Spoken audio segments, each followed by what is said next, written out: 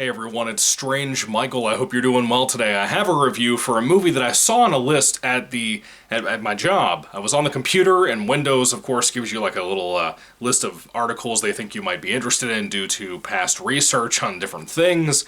And I got some information about like the top 10 horror films I may or may not have ever seen that I should see if I'm a big horror fan. And I am, obviously.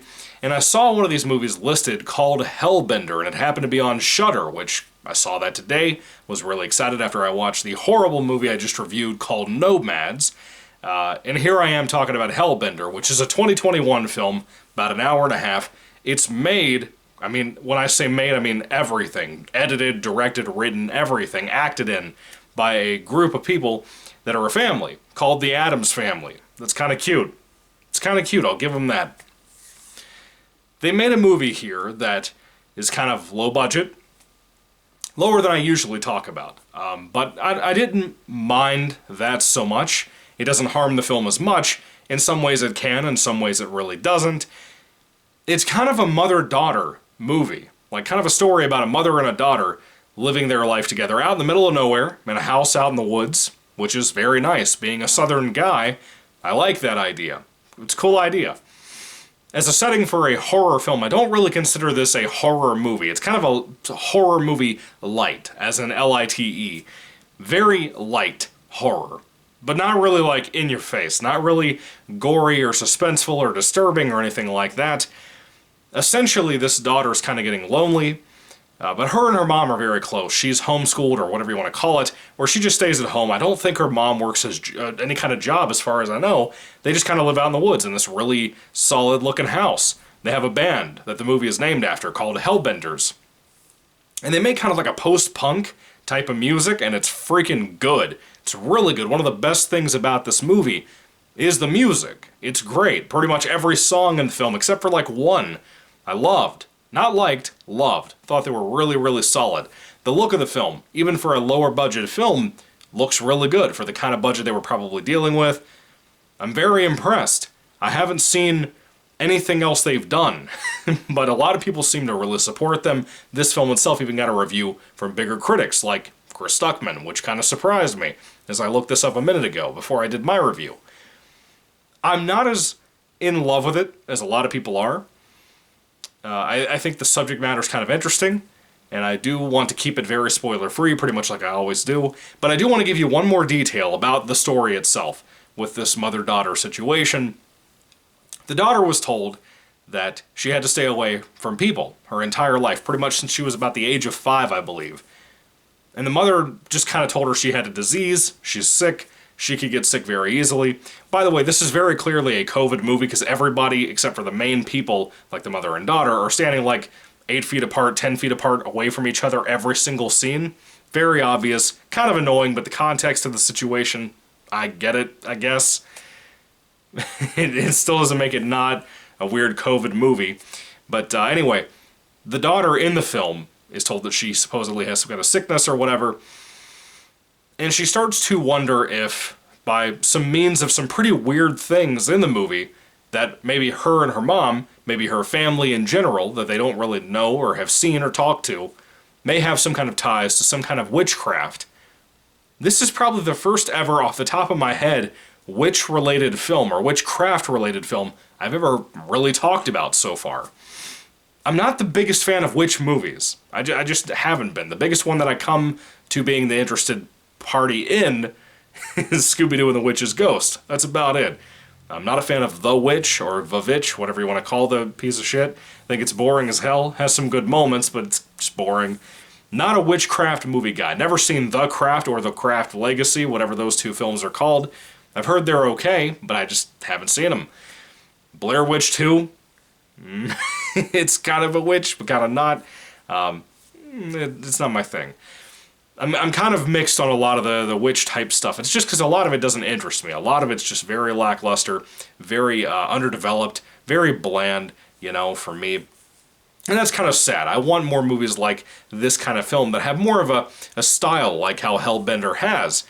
But let me say this. The film is still, to me, kind of underwhelming. I feel like, again, not as in love with it as a lot of people are.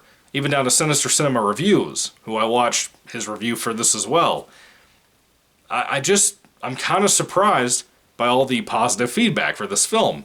To me, there's a lot of flaws that really pull this film back. I understand to an extent we have to look at the context of COVID, the context of the budget restraints, all of that. But if I don't make that excuse for most movies, why would I make it for this one? I think it's fair enough to say a lot of it's kind of disappointing. But there's a lot of good in the film. It's well made for what they did with it. It's well acted. I think the performances of the mother and the daughter, and some of these side people that show up in here, they're all good. I think they're fine. I think they do a good job, pretty much. I don't really have any complaints about anybody. There's a couple of scenes with the mother and daughter that are a little bit questionable on the direction and the performance there. But most of the time, they're really solid. I enjoy them. The script is mostly fine. One of my favorite things about the film is the tampering. Not tampering, that's probably the wrong word to use. But the changing up of lore for kind of witches and witchcraft and stuff. That was kind of cool, I gotta admit. Some of the stuff they did with witches in this film were pretty cool. There's a lot of CGI in the film. Like a good 20% of the film has shots of wacky, goofy-looking ass CGI that to me harms this movie a lot. But I will say this, there's one in particular that's kind of a body horror thing. I don't want to give it away, but involves a hand a couple of times in the film. That is creepy and gross and weird, and it bothers me a lot. You know, I like the film to an extent, but I'm not really what I would call a fan of the movie. I could see people being a fan of the film, but I'm surprised again with how many excuses people seem to make for this movie compared to a lot of low budget horror out there. But to me, this isn't really totally a horror film. It reminds me a lot of Maggie with Schwarzenegger. I love Maggie a lot. Really good flick, recommend it a lot. Not your traditional zombie film, very much like this is your not traditional witchcraft movie. It's kind of like people who are exposed to something living through a situation. It's kind of nice. I like that. It's kind of quaint in a lot of ways. I like that about this movie, but Hellbender overall, for me, it's just not for me. I think a lot of people might like this more than I did, and again, I want to give it credit where credit is due. It's well made for what it is. But that doesn't mean to me that it's good. It doesn't mean to me that it's super noteworthy. Why is this on a best of list on a Windows article from another website like CBR or something? Why? I don't understand that. But anyway, when it comes to Hellbender, do I recommend it? Yeah, if you're into witchcraft types of films, maybe you'll like this. If you like mother-daughter stories, kind of a coming-of-age story in a weird way, with a kind of already past the age of 16 teenager type of movie, if you like that kind of thing, it's solid. It might be for you. If you're not into any of that, it's sure as shit not for you. You know what I mean? But anyway, if I had to rate Hellbender on a 5-star basis, again, I recommend it on the music alone for being a solid recommendation in that part. I gotta tell you, I'd give it like probably a 3 out of 5 stars. It's fine. It's really fine. Just fine and average and okay. It's well made. That's all I've got. But anyway, have you seen Hellbender? What do you think about it? Love to hear what you have to say down in the comment section down below about this movie, just because of... I feel like I'm on a lone island about this film, and how I could care less about it. How some of it's a little too silly for my taste. The CGI in the film, most of the time, is really bad. Really bad. Anyway, that's just me. Not trying to be mean, not trying to come after the Addams Family. Maybe their other films are better, I don't know. But for me, I don't get it. I don't get the love for this thing.